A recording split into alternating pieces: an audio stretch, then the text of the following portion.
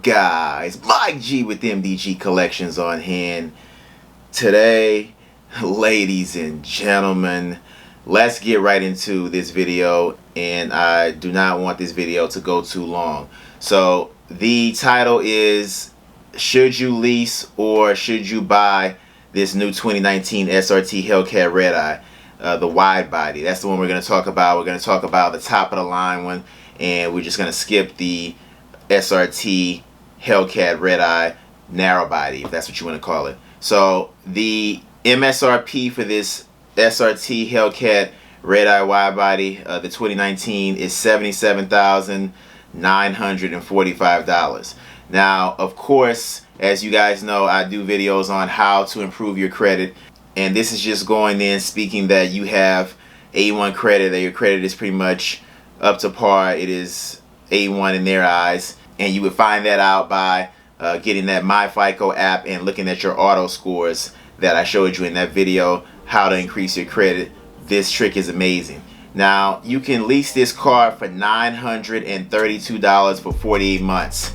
Now, $932 is a big car payment. Most finances are not even that much. You can finance a car for way less than $932, but if you just want to lease it, that's what you're going to be paying, $932 a month, and that's for a well-qualified buyer. And when they say that, they mean you are getting a tier 1 lease.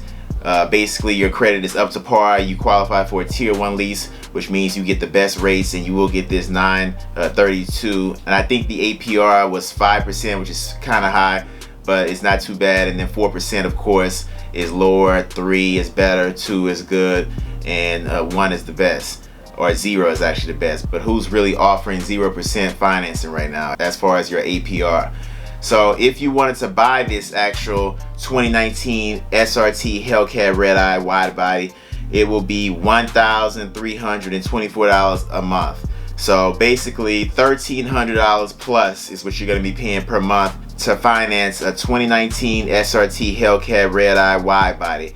And I'm right on the Dodge website, so www.dodge.com, and when you go down to price and build, you can see exactly what I'm talking about. So, you know, my thing is this: if you feel like you want, and I've said this in videos before, if you feel like you want to own this car, modify it, and do everything you want to do to it, and drive it far and drive it unlimited, and you know, don't have to worry about staying within the miles of a lease, you know, you can definitely finance.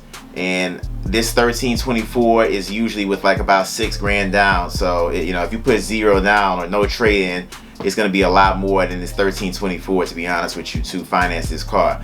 But if you want to just lease it, of course, for 48 months, it will be $932 per month. And then when you click on the information tab, it tells you this lease rate is for estimate purposes only. You may not be able to lease your vehicle at this rate. See dealer for details.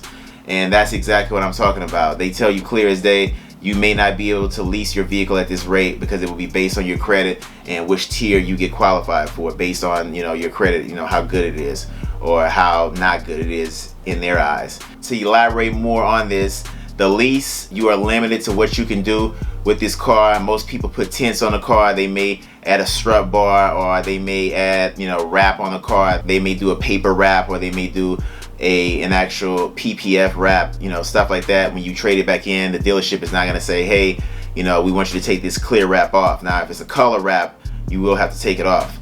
You know, any muffler deletes, if you do that, you'd have to put it back on. You'd have to put the mufflers back on before you give it back. You're going to have to take that oil catch can off and just leave it off, you know, when you get ready to turn it back in.